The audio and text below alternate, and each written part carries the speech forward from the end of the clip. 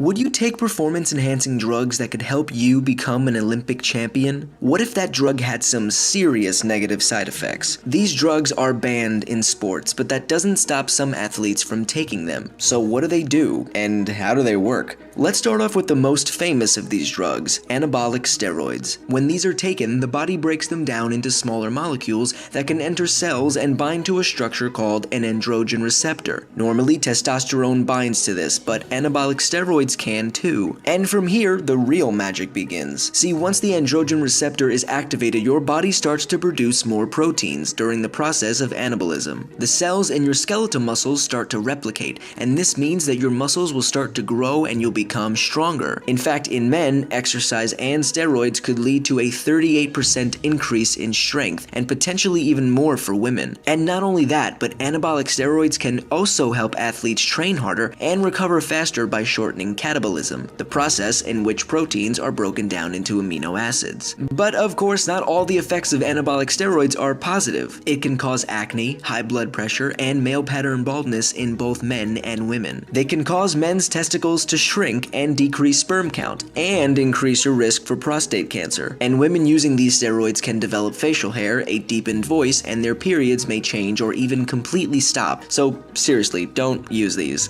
But what if an athlete isn't really concerned with muscle strength, but rather wants to improve their endurance? This is where blood doping comes in handy. But again, this is a bad move. So bad, in fact, that Lance Armstrong was stripped of all 7 of his Tour de France victories and was banned from the sport for life. The goal of blood doping is to increase the amount of oxygen-carrying red blood cells in the blood, and this is usually done with either blood transfusions, using your own blood, or by injecting yourself with erythropoietin, a molecule that stimulates the production of more red blood cells. And the basic idea is that the more oxygen that can get to your body's muscles, the more endurance you will have. So does it work? Well, in one study, blood doping increased an athlete's endurance by 34%, and in another, an athlete was able to run 8 kilometers on a treadmill 44 seconds faster than before. That might not sound like a lot, but when these athletes are competing with the best of the best, every second counts. Now, these are just the tip of the iceberg. Other performance-enhancing drugs include human growth hormone, which helps increase athletes' sprinting capacity by up to 4%